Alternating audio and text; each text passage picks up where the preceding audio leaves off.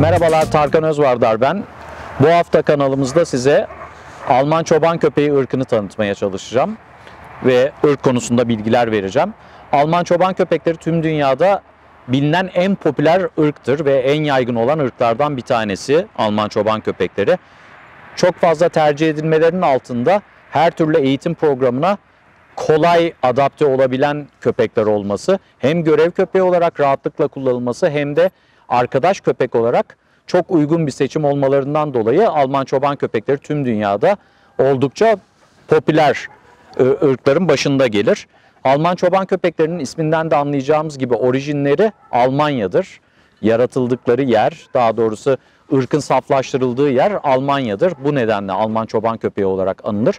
Türkiye'de yanlış bir söylenişi vardır. Kurt köpeği olarak oldukça yaygın ve yanlış bir söylenim. Aslında ırkın tanımlaması Alman çoban köpeği şeklindedir.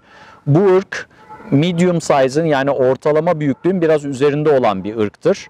Alman çoban köpekleri ırk özelliği olarak oldukça güçlü köpekler. Bu karakteristik özellikleri, klima adaptasyonları çok kuvvetli, sıcak havaya da soğuk havaya da toleransı yüksek olan bir ırk. O yüzden görev köpeği olarak seçilmelerinin sebebinin başında bu geliyor. Aynı zamanda tabii ki eğitilebilirliğinin çok yüksek olması, yeteneklerinin sınırsız olması da Alman çoban köpeğini en popüler ırklar arasına koyuyor. Dediğim gibi hem pet olarak tercih edilebilecek bir ırk hem de görev köpeği olarak tercih edilebilecek bir ırk Alman çoban köpeği. Ortalama olarak yükseklikleri 63 ila 70 santim omuz yüksekliğine ulaşabiliyorlar dişili erkekli olarak düşündüğümüzde. Ağırlık ortalamaları da 40 ila 45 kilo olabiliyor. Dişiler biraz daha, tabii ki bütün ırklarda olduğu gibi, daha ufak yapılı olabiliyor. Erkekler daha muskular, daha kaslı yapıda olabiliyorlar Alman çoban köpeklerinde. Yine bu ırkı klasifikasyonda ikiye ayırıyoruz. Showline ve working line olmak üzere. Yani iş yapabilirliği yüksek olan işçi sınıf ve daha çok fiziksel güzellikleri ön planda olan showline'lar olmak üzere iki kısma ayırıyoruz. Örneğin burada gördüğünüz köpek showline bir köpek. Çok tipik bildiğimiz bir Alman çoban köpeği. Sırtı siyah, vücudunun diğer kısımları pas rengi olmak üzere bildiğimiz tipik bir vücut formatına sahip.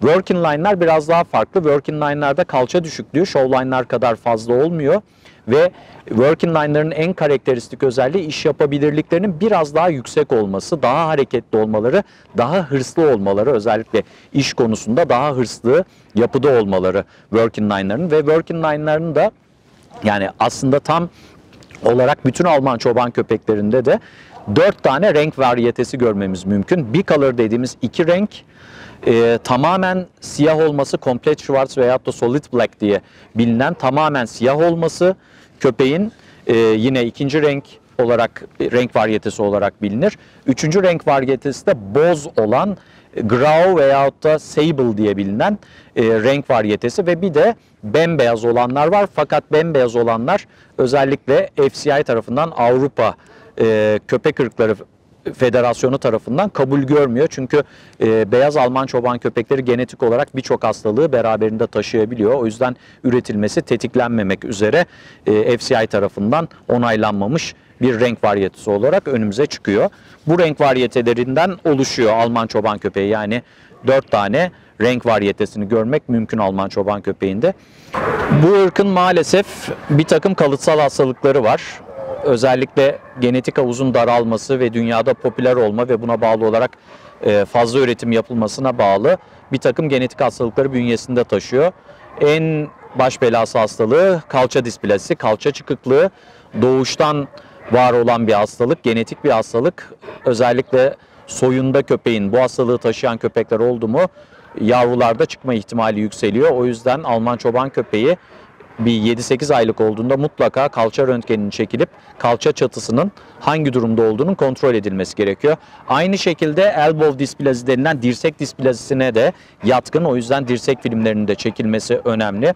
Bunun haricinde bu hayvanın pankreas enzim yetmezliğine genetik olarak yatkınlığı var. O yüzden dikkat edilmesi gereken dışkının takip edilmesi. Sindirim sistemleri çok hassas ve dermatozlara, yani deri rahatsızlıklarına yatkınlığı olan bir ırk. genetik hastalıklar yönünden mutlaka Alman çoban köpeklerinin kontrol altında tutulması gerekiyor. Yine DCM diye bilinen kalp büyümesine de yatkınlığı olan bir ırk olduğu için bütün büyük ırklarda maalesef var olan bir şey. Özellikle 4-6 yaş arasında mutlaka kalp ekosunun çekilip kalbinin ne durumda olduğunu da kontrol edilmesi gerekiyor. Bu ırk daha önce de bahsettiğim gibi Alman çoban köpekleri yeteneklerinden dolayı birçok köpekli spora yatkınlığı olan bir ırk. Çeviklik parkuru çalışmalarından tutun frisbee'ye, arama kurtarmadan tutun korumaya, hatta sürü gütmeye kadar birçok işi yapabilen bünyeye sahip olan bir ırk.